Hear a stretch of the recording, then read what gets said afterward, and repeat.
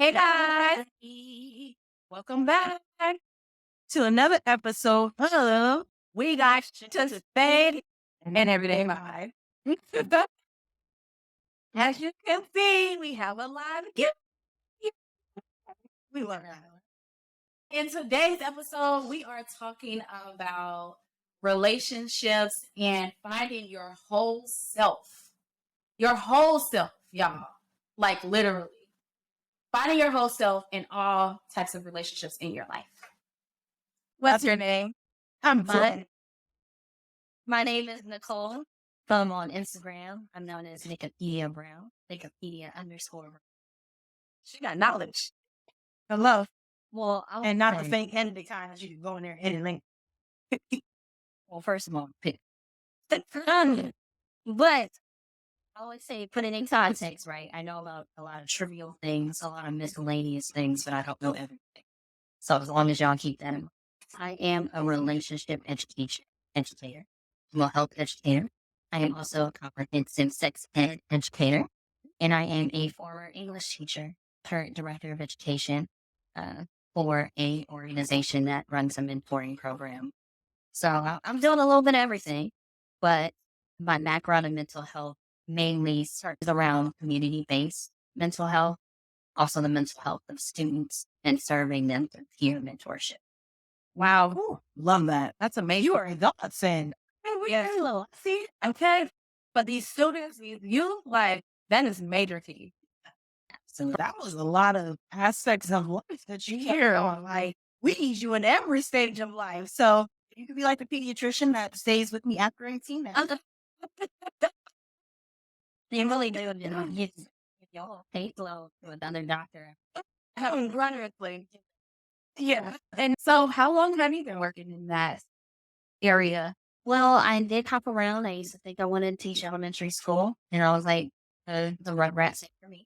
Then to nonprofit, so kind of on the back end, and I realized I don't capitalism like. And then I went into teaching. So teaching is my first love. My background is as a single subject English teacher, and I really enjoyed that. And I am working with high schoolers, but what I realized, what I enjoyed most about it was the ways I had to bridge learning. Yeah. And bridging learning had more to do with the relationship itself. Yeah. Yeah. So when I ended up being the director of education at the organization I work for now, it was really because I saw a need to fill that gap. I didn't just want to, and not that English isn't important, because it very much so is, but I felt like where my desire, my calling was that bridge itself. Because I think what traditional teachers forget is that there's this kind of, there's a relationship, this rapport you have to develop in order for learning to happen. And that was something that I did really, really well. And they would ask, what are you doing? And I was like, well, I'm existing. I'm asking them, you know, how do you want us, how should I show up? What makes a good teacher? What do you need? Just having much more transparent relationships that aren't necessarily where we're talking about every single thing, but where they open up to the point to where you understand, okay, this is where I need to look after. Yeah. So that's really how I got into where I am today. I love that. That's purpose driven. And not because a lot of people are profit driven. Nothing wrong with that. Yeah, right. But if profit is no longer fulfilling your purpose, then like you just said, you're existing. And that's not fun. That's exhausting because every day is a burden. It's not a blessing. So Sure. I love that. Thank you. Yeah. I love your philosophy about education and building the rapport with the student, not just so much on like teaching them, but also like being there for them and kind of like healing them. You know, a lot of students go to school and you don't know what the hell they're going through. And then they go to school and they have teachers like demanding that they do things because they're at school and you're supposed to learn, but at home is destruction. And how you're going to learn if you just feel like you don't get listened to here and then you go to school and then you just get taught that. Right. So just learning them and filling that gap, like you said, is amazing. There was so many teachers in my life that I still look up to today. And if I didn't have a person that was like purpose driven and being in education because they love children and they wanted to see them thrive, I would not be the person that I am today. That's huge. Yeah. Yeah. Teachers, y'all realize you are game changers, truly. Know that you're a little underappreciated. Yeah. Budget constraints, sometimes out of your own pocket, but you really can make the difference in a child's life. And don't take that for granted because, so like college professors, I used to always say, well, I was not like bad college students, but I was one of the ones where it's like, I'm getting up early in the morning. And if I'm more than 15 minutes late to class, I'm not going to class. Yeah. Whatever. Like, I'm already late at this point. Yeah. And so my philosophy was always, it don't matter. They get paid anyway. They don't care about, like, they don't care about showing up. Because you're going to get mentioned anyway. Like, They do. they do. But that's not the point. Like, there are teachers out there that absolutely care. And you do have students that absolutely care Right. too. But if they feel like nobody cares about them, then they aren't going to show up. So Right. everybody has to show up for each other and do their part. And they do make a difference too. What's Yeah. their paycheck? Your paycheck is hefty or not hefty. Yeah. Make a difference. I know y'all saw my But I was like, no shit. And that's what I say. get it. That's how So they don't go to class. No, they had less about going to class. Getting paid anyway. And that has more to do with what I realized about education that I can be okay with is you have to learn to be okay with the inches and not the miles. Yeah. And some things it's centimeters. Some things it's millimeters. Yeah. And Like you're like is going on, and you realize your students are the thing that quote unquote fill your cup up. right. So That's when you're beautiful. not there, we actually are like, we hope everything should say teachers that actually care Mm-hmm. really do wonder where the students are. Mm-hmm. College all the way on down. And I think the biggest part of that is when it seems like they don't care. Or if you have educators or somebody you don't really care for, Mm-hmm. it's usually because they have already gotten over the fact Mm-hmm. of the inches and the miles Yeah. that I've talked about. Mm-hmm. Because for me, I'm no longer directly in the classroom, even though I do teach relationship and education about once or twice a month. Mm-hmm. As a teacher, it's really hard when you see the politics and the bureaucracy, or there's so many things that you feel like get in the way Mm-hmm. of what outcomes you actually want for the students. Yep. And not just for the students, but for yourself. It's almost like the micro wins don't feel as good. Yeah. Like they don't fill your cup enough. It's almost like if you're already -10 and it's because of the politics or the administration or new policies in place, the school to prison pipeline, see how that's manifested in different ways Yeah. in curriculum or core textbooks, or you see it all. Absolutely. And teachers get tired of having to build an infrastructure out of nothing. Yeah. So I think that's usually what happens if teachers like begin to seem like they don't care. Mm-hmm. And I think it has more to do with their exhaustion Yeah. and their unwillingness to find purpose somewhere else. But I always say kudos to those educators, teachers, or whoever in the education system who is able to find ways to make the micro wins feel bigger. Yeah. Yes, basically that's the biggest thing. I was like, we're supposed to be talking about whole person health. Yeah. But that's good though. That's really good because right now I feel like where we are in our society and education is the most important thing we need to be focused on right now for our children, especially dealing with the pandemic and then having to go to virtual learning. Mm-hmm. And then like that puts a lot of pressure on the parents and the student and the teacher. And so now we're trying to go back into the space where we're back in school and now we're having all these behavioral issues. People are like, the learning curve is different. Like everything is so different. And these youth, they're going to be the people that lead this world. And so if we don't focus on our teachers and our students, how the hell are they going to be able to function in this America?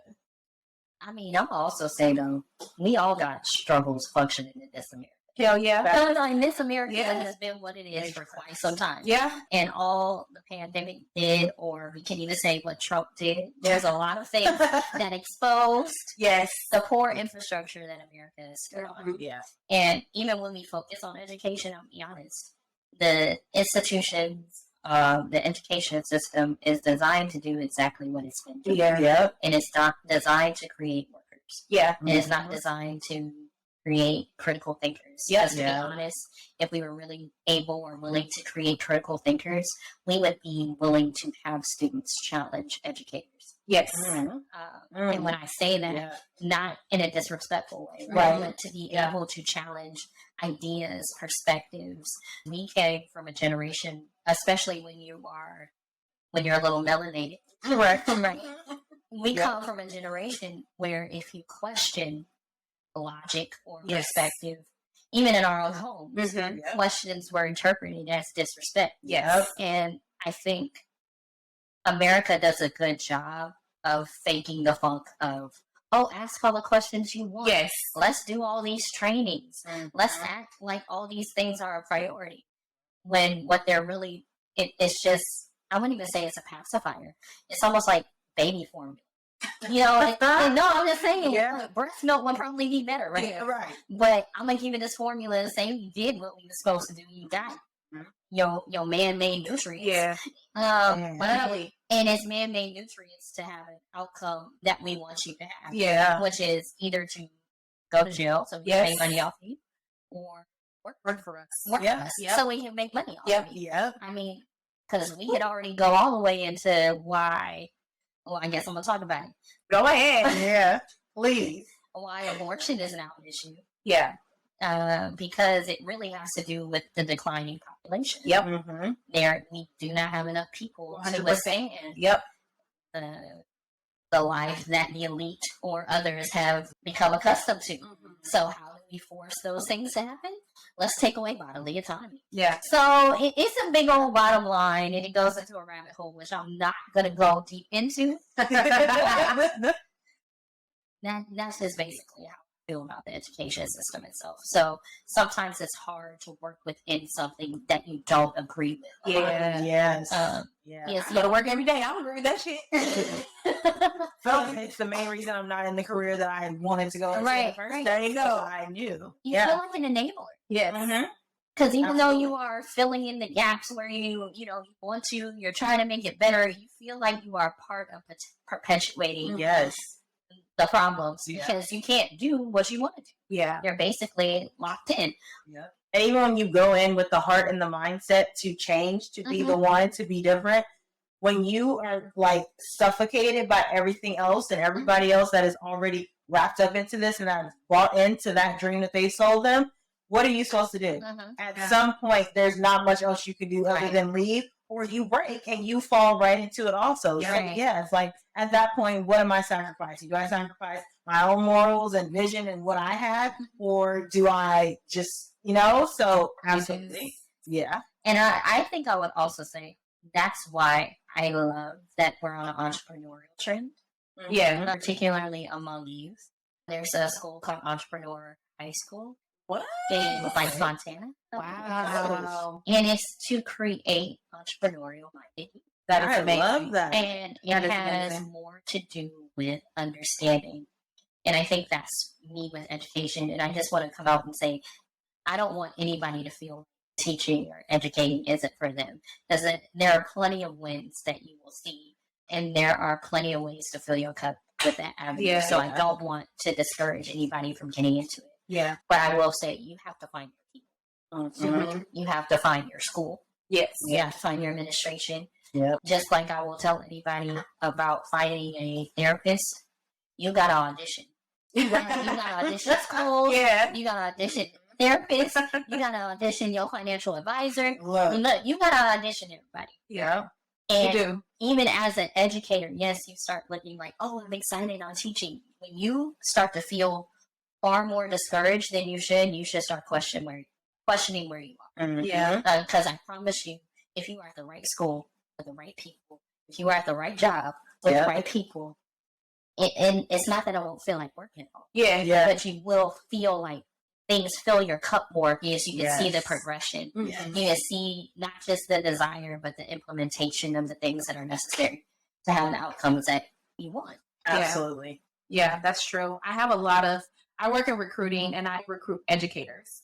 And so that's literally the conversation that I have every single day. Like, tell me what is bringing on this transition. Why do you want the change? What's happening in the schools? And a lot of times they do tell me, like, the administration don't care. They want me to be in my seat and they want me to, let's say, be a school psychologist. I'm supposed to be there for the students. I'm supposed to implement the type of service that they need to be healthy. But I can't be healthy because this school is not even providing me the resources that I need to do my job, or they don't even care that I'm really doing my job. They want me to babysit. But I'm a licensed therapist. I am a clinician here to service the youth in the schools, and I can't do that. So they look for different schools to do that. I mean, because we are talking about how I got into relationship education in the first place. Yeah. And one of the activities we do, like I guess we could do all together, Yeah. is something called My Whole Self. And in particular, My Whole Self talks about these different types of intimacies. So we'll start with one type of intimacy. And actually, let's start with financial, because I feel like we were talking about work, you know, a livelihood, if you will. So financial intimacy. So if you were to be in a relationship, not just with someone, but a friend, right? So we can also consider My Whole Self in relation to your job also. Okay. So when you think about financial intimacy, what are some primary things that you feel like you can do to develop intimacy, or we'll say trust, financial intimacy between you and another party? So we can start with just a friend. So what is one way someone can develop financial intimacy with another person? I mean, I would say we're in LA, right? People always want to go out, hang out, do this, do that. We want to, I don't know, go on shopping sprees, go to dinner, you know, whatever the case may be, right? But not everybody has it. And people really be out here faking the phone and or finding ways, and it's either really putting them out, stressing them out, or using credit cards that is then also putting them out, stressing them out in order to keep up with like the appearance and the friendship. Like, why can't we just be honest and say, hey, I really don't have it. Yeah. In order for me to even entertain this, I need to, one, see the menu ahead of time to see the price if I'm going to go. That's right. And if I don't know the exact price and whatnot, this is pretty much my budget, or I don't have a budget. And me putting myself out like that now means that I'm going to have to work an extra 4 hours this week. Or like, just like, let's just be real, because too many of us are, I don't know, I guess like pacifying our struggles instead of just being completely honest. I don't have it. Well, I mean, I guess that's why that's intimate, right? Yeah. To be intimate or because finances are so safeguarded. Yeah. To have a relationship enough to say, yo, not just I don't have it, but I may not have the means to have that lifestyle for a while. And it doesn't mean I won't. It has more to do with, in order for me to have that lifestyle, I need to move in certain ways to develop it. Yes. So, have you ever heard of a game called Cash Flow?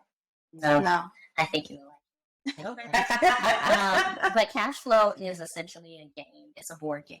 And I think that's one of the ways financial intimacy is developed. Okay. Because it's a game, right? You like to play games. That's intimate, right? But also you learn about money management. I love that. The flow of cash itself. Okay. So I think that's one way to develop.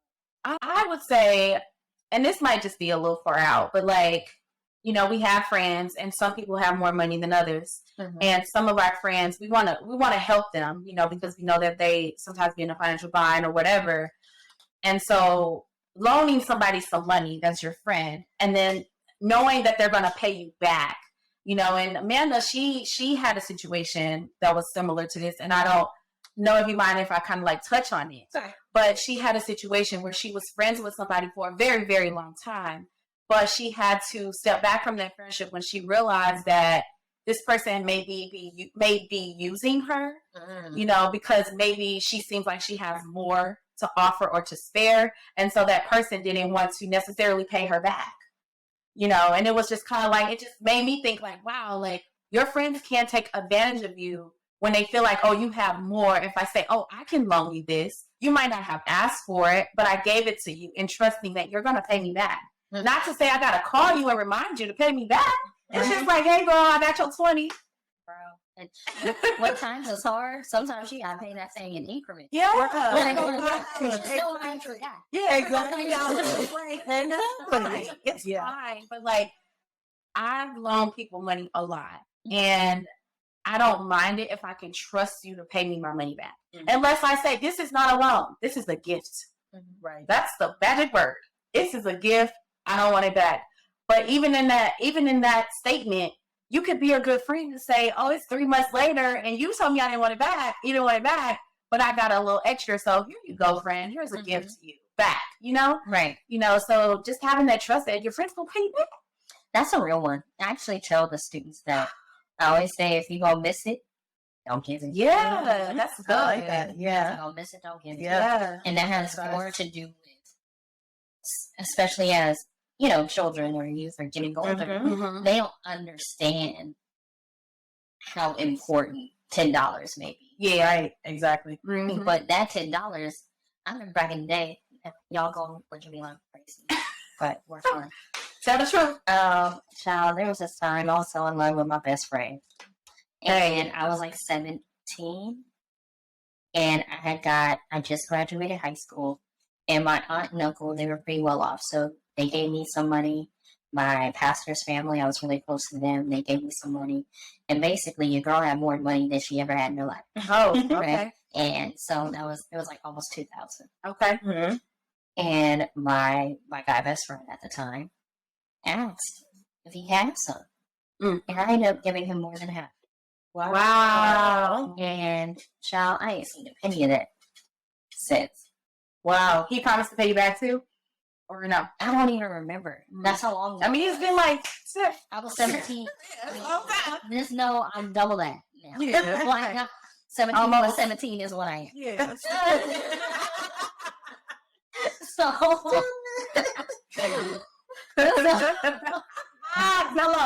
So, yeah, I remember looking back, and I mean, it had been a pattern throughout my life. So this was when I was assessing the ways in which I give to others. And sometimes we do things because we feel like we may lose them if we don't give them what they're asking. And sometimes we have to ask ourselves, is it fair they are asking this of me? Right. Yep. Like, if I'm in a certain financial position, if I don't have this kind of money, even if I do have this kind of money, sometimes you have to ask yourself, is this person that is asking this, is this a fair question to me? Right.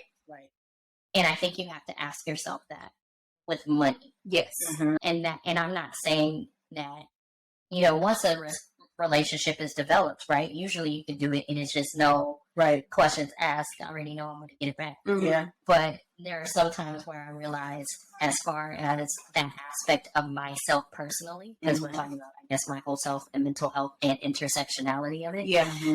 I really feel like you have to start asking yourself certain questions when it comes to you. Because I was like, if I have to ask myself, why are they asking me this question? That means I need to assess some boundaries of mine. Yeah. So, so that's the interesting part of it. Yeah. So what's the next one? So we can do a spiritual intimacy. Okay. So when I say these different types of intimacy, understand that when we do this activity, it's under the lens of, like relationship, friendship development. Yeah. So what are ways that you can develop spiritual intimacy, not just with yourself, but with other people? You can go first, Kay. I guess praying with your friends or your family. Absolutely. I like that. That's good. Yeah. Yeah. Actually, it's really good. Absolutely. I mean, outside of that, I guess even just partaking in church service or worship together for sure. Fellowship. Because absolutely. Yeah. I know a lot of people, you are one way at church and then have your friend come to church with you, and now it's a little more contained, or it's either it really depends. It depends. Yeah. Some people, they don't know. Like, so I don't know if I can catch the Holy Ghost with you. Exactly. Or like maybe I'm going to show how into God. Yeah. Because people, there's mass. So we're mass. So That's really good. It actually makes me think of Beyonce's church. Look, Look, like, let's be real. don't AB, don't flat us. Don't come for us behind. We got no smoke. No, absolutely. Because honestly, I didn't realize how much the little girl that song. I love that song. So if we don't talk about it, church trauma, and this ain't Correct. no, not that Church I'm hurt. just saying church is very It real. is. And it has fractured a lot of my relationships Mhm. because I had to do some work. I had to kind of leave religion to understand: am I mad at God or am I mad at my perspective? That's the God one. I'm from. That's the one. Woo! And I That's the kind one. of Wow. I'm really trying to get that. Yes. And so that's why Church Girl resonate. And it was interesting because that song had the pulpit and the chokehold. Yeah. Like, oh my God. What is going on? No, yeah. But I didn't realize how even the friends that came with me to church, or even now when I talk about it now, I realized how much healing came from my newer friendships or my newer, like even someone like you who is very, very much involved in church and very much like Holy Ghost filled. And I say that with all the love and all the light. It's so important to reestablish those kinds of friendships because it creates a sense of safety with that perception of God that I'm so afraid. Yes. You know, About it. I gotta but yeah, that is a very, very real.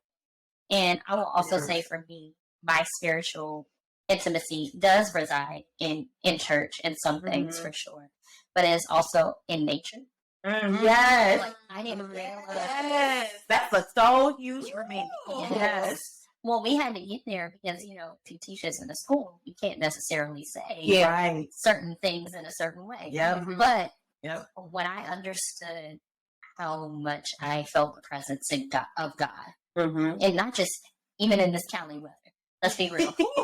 Even in this Cali weather, Going through it. with all this rain, right?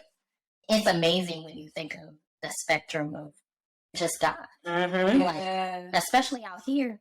Yo, I was like, I had to Google. I was like, are we still in a drought? All right. Because There's no way. No way. not only are we still in a drought, they was Wow. like 95% of California is still in a drought. Oh my God. So, and here's why. They was like, the drought was so real, it baked into the earth. Oh, wow. So now we need to saturate. Yes. Right. Wow. So it has to saturate. Wow. So it's just gonna keep raining it. Yes. Gee. And Wow. honestly, there's a minute. Yes. You see it. I mean, yeah. Absolutely. But when I think about nature and just my relationship with nature, whether it's hiking, whether it's at the beach, whether you're looking at a view, there is something so not just humbling but restorative. Yes. So I feel like I love being in nature with my friends. Yeah. Like that's one of my safe spaces. That's really good. Yeah. I really love that. And yeah, I think too often we take it for granted because I think a lot of times when we're out in nature with friends, like, yeah, we go on hikes and whatnot. And I love that one. I love hiking. So y'all hit me up if you want to go hiking. I love it. But like a lot of times we go and it's like, it's the pictures, it's the this, it's the that. Like, you know, like we're never just really like kind of in nature, like having the conversation. Now, granted, sometimes your girl be out of shape. So I might be huffing and puffing trying to have a conversation with you on still. But I'm in it. And then literally, like her bringing up the rain. Personally, I hate the rain. Me too. I hate having to be in the rain. Like, woo! You say rain, you say rain, and I'm like, why, God? I know we need it, but why? I have that same freaking thought, which is why I moved to California. Girl. So, but there was something about the rain this time, and I feel like it's just God working and just being in the season and what. So I've been taking like 11 a.m. walks in the rain, and while doing that, I'm either praying, listening to like my Bible app, or listening to an audio book. But there was just something about it. There was one day I had nothing. I had my headphones in my ear, but I had nothing playing or going in my ear, and I was just thinking about it. I was like, wow. But like, look at the rain. The rain is so restorative. It clears out. I was like washing it away, running down the street, and I'm like, wow, just the things that it clears up. And it's like, and even though it rains and it's getting rid of so much, it leaves space for so much new to come in. and then it's being watered. So that means it's gonna grow. And when it's spring, I was like, what? Okay, mama. Like my mind was just going. I was like, wow, look at the rain. Rain. I was over here like, rain. Yes, Okay. exactly. It's all. Correct. Absolutely. Yeah. And you know there's two different versions of rain too, right? There's like your regular R-A-I-N. Yes. R-A-I-N. Yeah. Yeah. Rain. Come on. You got like the rain of God. The R-E-I-G. Come on. And we want the rain of God to rain on us. So, look. There's two different versions of your rain. Yeah. Absolutely. You can get them both. Yeah. I'm listening to real.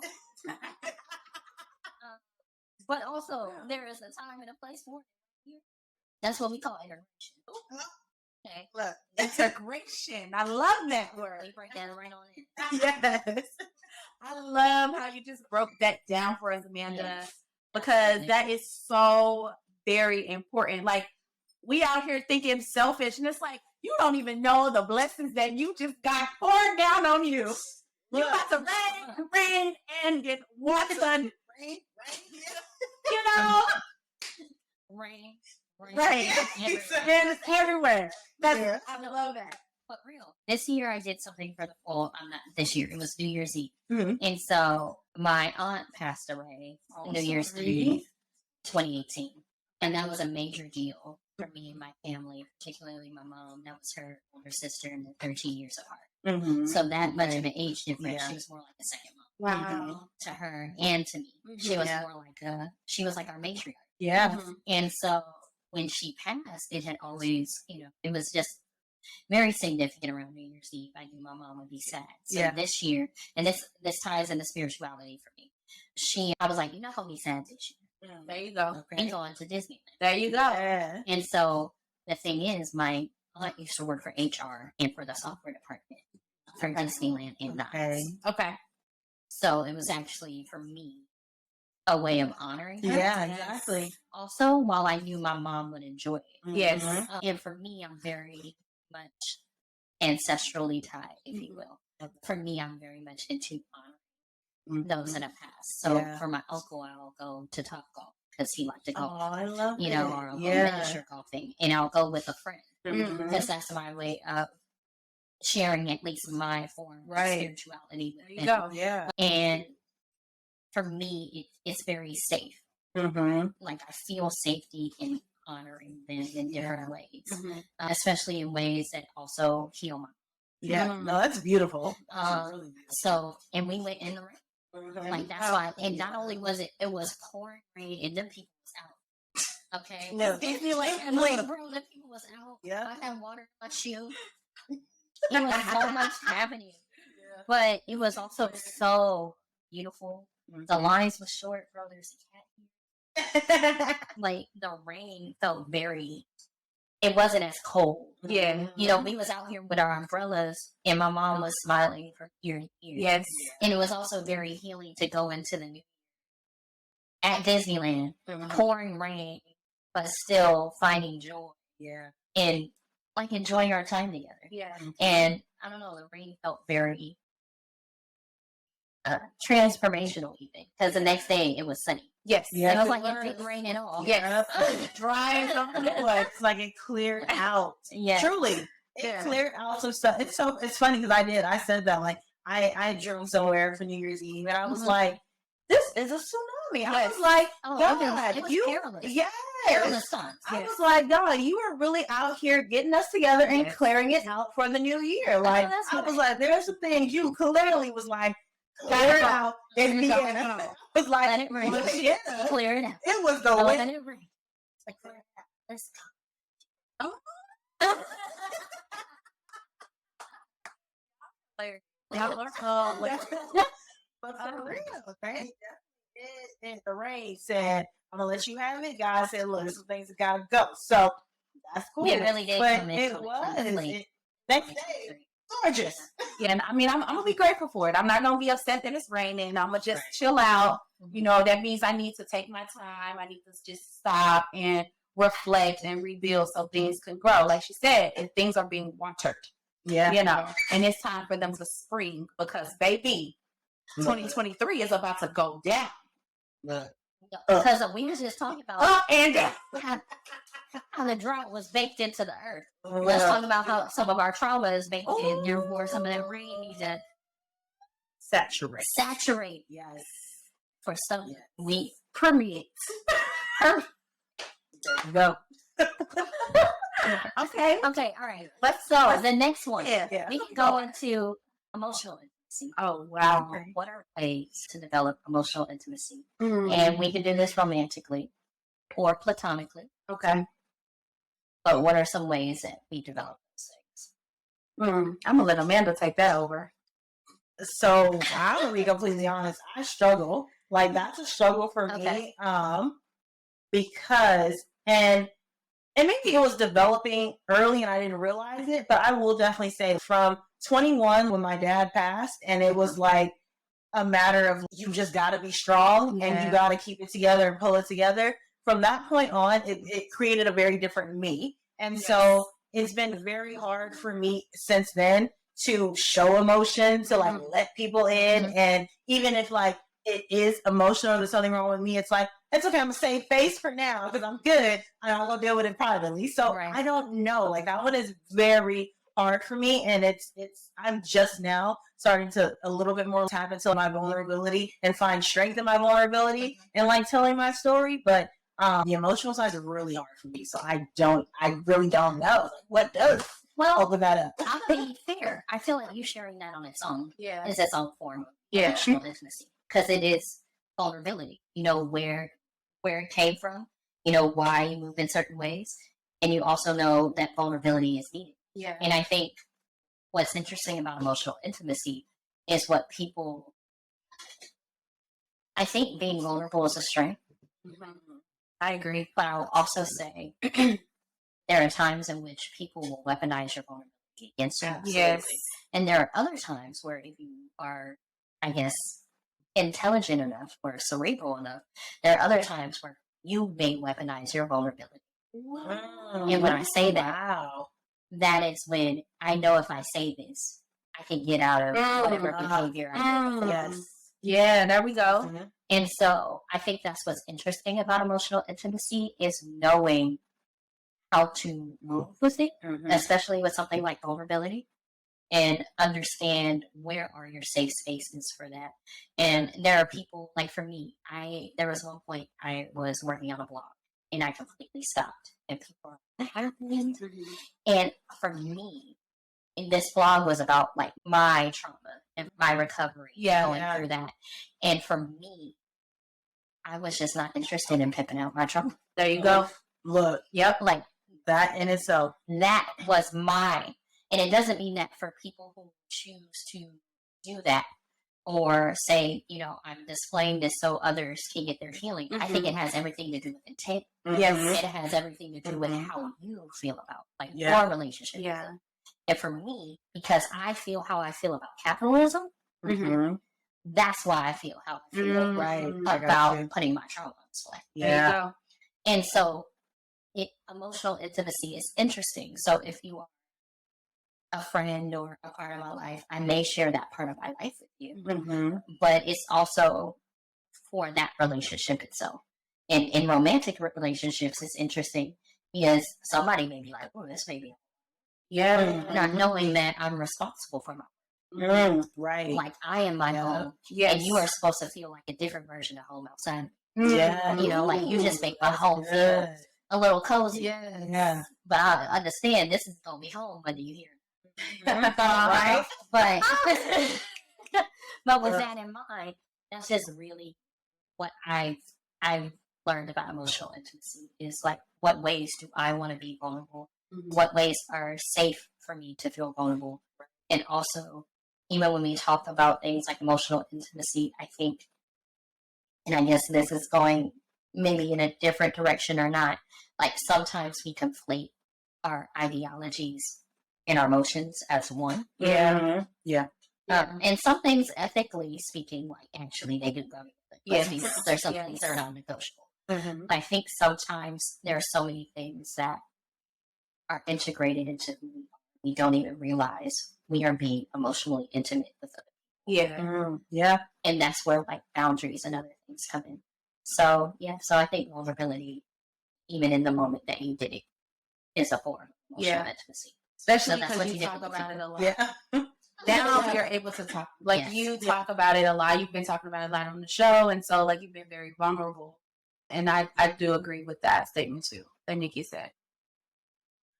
It wasn't always there. Like that's the thing. Like I wasn't always there. It really wasn't until too I had a coworker who literally ended up being in the exact same situation. Like she did not know my story. Like she did not know that we were cool, we were close, we went hiking, all that stuff, right?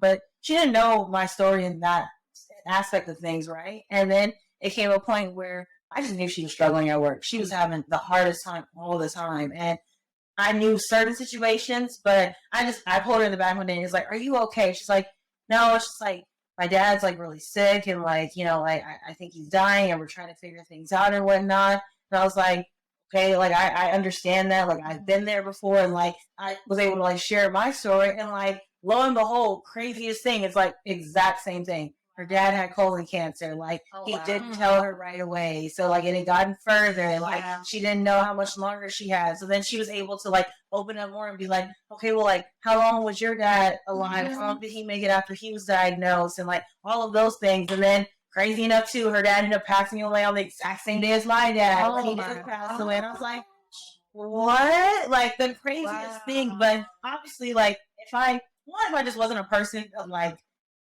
I guess in some ways I am like emotional, right? Like I can feel other people's emotions. And if I have a connection with you, like I know when you're not okay. Like I know when it's not right. Like, I know. So I guess if I wasn't in tune enough to know other people's emotions, to read their body language and to figure it out, I would have never asked her those questions. She would have never been able to ask me questions. So I am grateful in that sense, but I guess it was that too that also made me realize that like even though it's not the highlight of my life. It was a struggle, and I definitely thought I always say I went into a couple of my Drake years after that. I was on my worst behavior because I was dealing with it all in the wrong way because I never dealt with it. I just didn't deal with it. But in that moment, I realized like, okay, this in some ways it's what God needed to use me to be something else for somebody else. So however I can use that in a positive way, I'll do that. So that maybe I just need to start telling my story. You don't know who I could be there for. You don't know who else is going through it and what they may need. So yeah. Calling all my warriors. So many of us have a story to tell. We have a time of triumph or a situation that seemed impossible to come back from, yet here you are. You're a champion, and I commend you on that. I had that moment too when I was 21, and it took years, but I'm finally standing here as a warrior that broke down those walls and busted up the lens of things that no longer serve me. Our stories may not be the same, but our victory is. Click the link in my bio and get a copy of my ebook, 10 Steps to Move Powerfully Through Mourning, and join the growing community of warriors. See you on the other side. There you go. To me, thank you. I'm dead. And her whole book came out of that grief too. Absolutely. It did, yeah. That's helping a lot of people. That is amazing because no one really tells you how to deal with death. And Amanda, you're the only child. I'm the only child too. And I recently had two friends lose their mothers and they're only children, and they also don't have a father either. Wow. So just thinking about those things and thinking about my friends that way, like they are dealing with a lot. Nobody teaches you what to do when your parent passes away, and so you have to deal with all that hurt on your own. And you might have one parent or two parents, but you still have to deal with that pain on your own. So I think it's just very powerful that Amanda, you've been talking about it a lot, and you also have an amazing book that talks about how to deal with grief. Like, what freaking 20-something-year-old, they got a book that's talking about dealing with grief, like dealing with a parent passing, and now you can like talk about it, and you can be so confident in all the things that you're doing to help other people. Like that's just amazing. I love this. You're welcome. You're welcome. But like, can we talk about how emotional intimacy ties into finding your tribe? Oh, absolutely. Your whole self. Yes. Like community is so necessary. And I think people always think, oh, well, I'm an introvert, right? Yeah. I'm an extrovert. There's all these different, I'm an ambivert for those that believe you're both. Mm-hmm. There's all these different things. But when you really think about, I got to this place where I started looking around and I was like, okay, I think I'm not only did I find my tribe, I was open to finding your tribe. Yeah. Yes. But like how important it is, because we put all these parameters, and not that boundaries aren't important, right? But I think even understanding grief, like for me, I was a caregiver for many years. Yeah. Okay. So my grandmother was sick for many years. And then when my aunt was sick, my mom was going through it, and I would come down and help her with my aunt. And then there was a partner I was with, and his father actually transitioned with me. Wow. And I will never forget that feeling, especially when you caregive for a lot of your life. There, it's almost like you grieve your life in some ways. Yeah. Yes, you're not actively like living your own life. Yeah. And this is not someone like, I got paid for in-home services for a little bit, but other than that, it was any active choice. Right. Yeah. And then when you think about community and how important it is when you see people with Asian parents or sick parents, and you realize how important that community is. Yeah. Absolutely. Like when I tell you, even if it's like me, you got to talk. Do you just need somewhere to be that's not there? Yeah. Exactly. Or do you need me to come, watch, whoever you need me to watch? Yep. You could go and get your bills. Yeah. Take care of, emotional intimacies are deep, just conversation. It's in action. Yeah. It's like, what are you willing to trust other people to do to actively support? Right. Yeah. Or even depression. It doesn't have to. I remember I first started really vocalizing my battles with anxiety and depression. And I remember I dated somebody, you know who you are. Who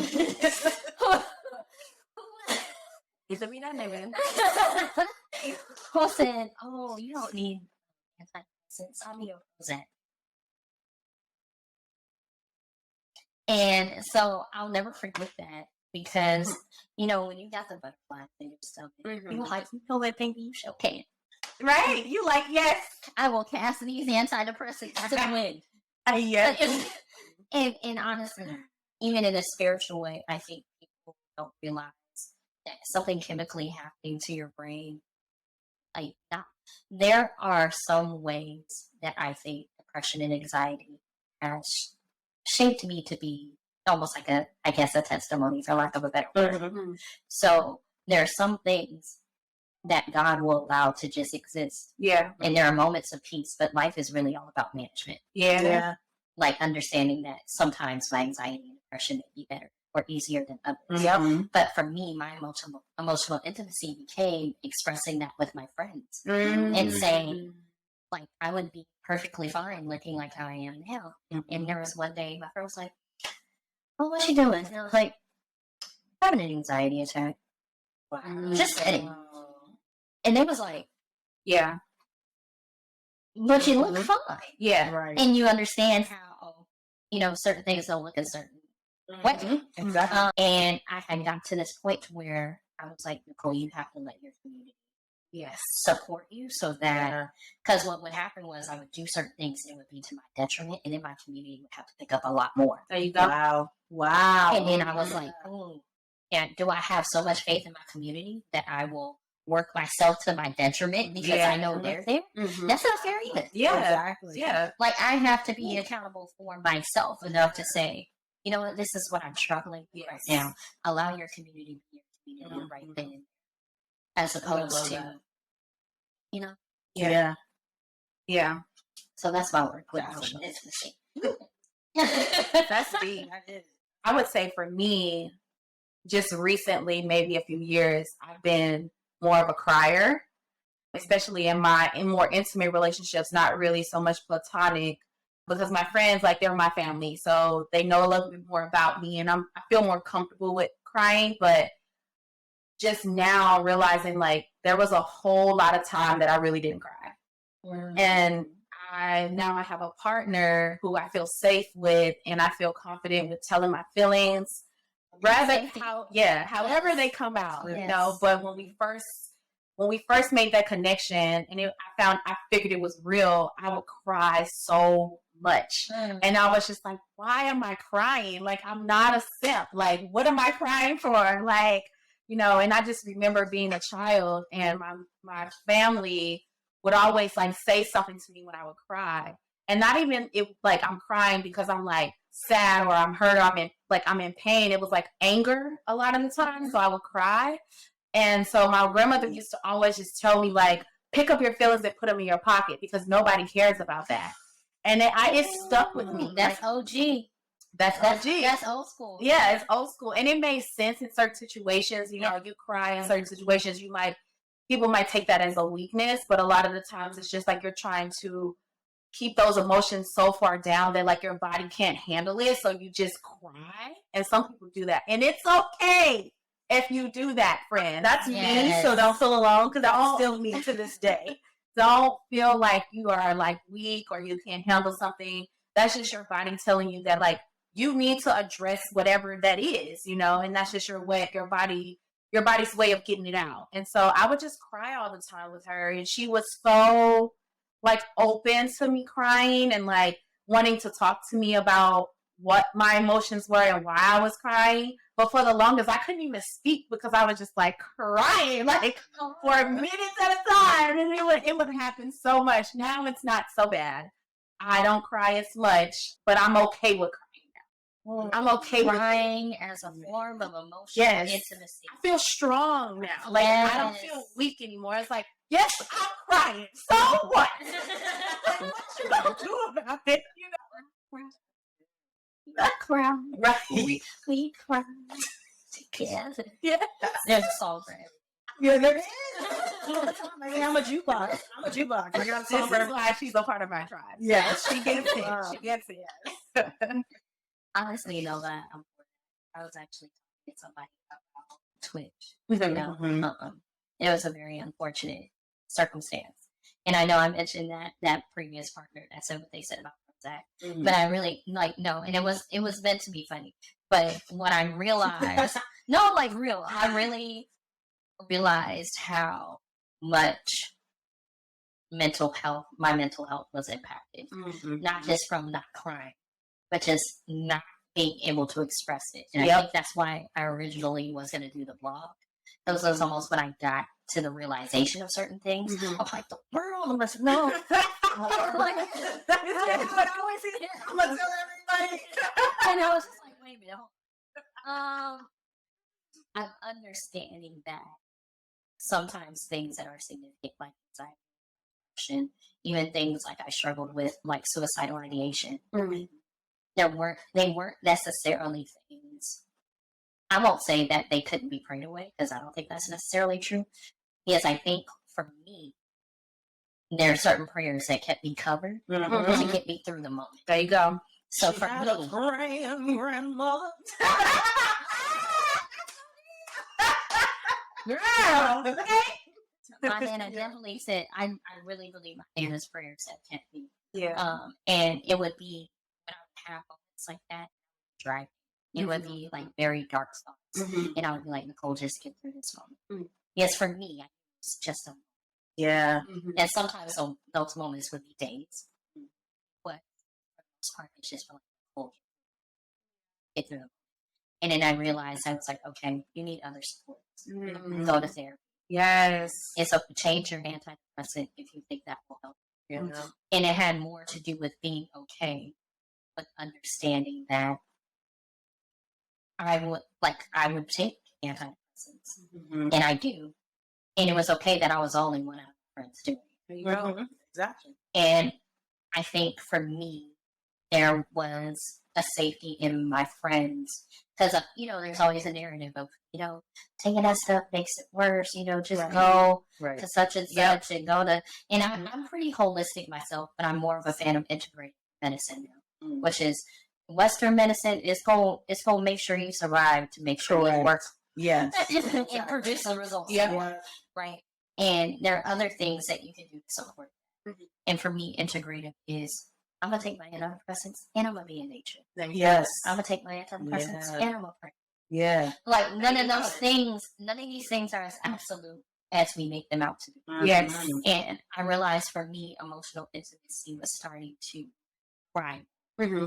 And say, you know what, I may be triggered right now. Saying, there's a boundary here. but I don't know exactly what that boundary is. Yeah. So just know I need to gather myself before I can come back and tell you what that boundary is. That's good. Yeah, sometimes there's a line that's crossed, and you don't know why it's crossed, Yeah. and you may not have the language for it. Yeah. And I realize that language usually should be established with our friends.